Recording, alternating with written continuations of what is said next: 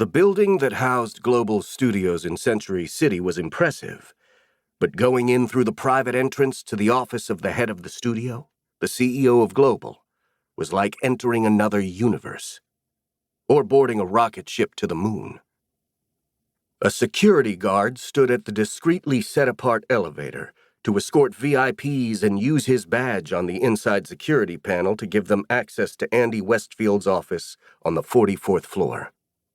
No one could reach the CEO's private quarters on the top floor without an invitation. Visitors were checked carefully at the main desk, their IDs examined, their fingerprints and photographs taken, their names verified with the reception desk upstairs. By the time they reached the elevator, they had been thoroughly vetted. No attack had ever been attempted on the CEO at Global, but it had happened to other heads of studios, and security measures were particularly acute and high-tech surrounding Andy. The private elevator shot up at high speed without a stop. Visitors then found themselves at another reception desk, where they were expected and warmly greeted.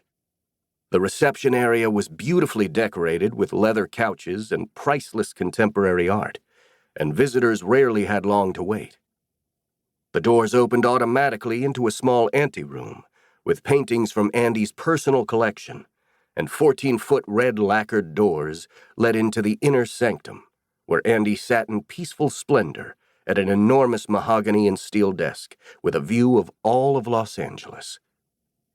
A long wall to his right spoke of his own history. There was a row of posters of his parents' famous movies. He was the only son of two of Hollywood's beloved legends. His father, the most famous cowboy who had ever lived in films, John Westfield, originally from Montana, had come to Hollywood at 18 to be an actor, and was a cowboy to his very core. After 30 years as an actor, he fell in love with directing and became one of the great directors of iconic westerns. He had won 4 Oscars as an actor and collected 3 more as a director. He was a man of strong principles and values, which came across to the audience on film. He had set a powerful example for Andy and been an admirable husband and father. Tall, rugged, and handsome, he was the hero men respected, little boys wanted to be when they grew up, and women dreamed about. His wife, Andy's mother, Eva Lundquist, originally from Sweden, was one of the most glamorous stars in Hollywood in her day.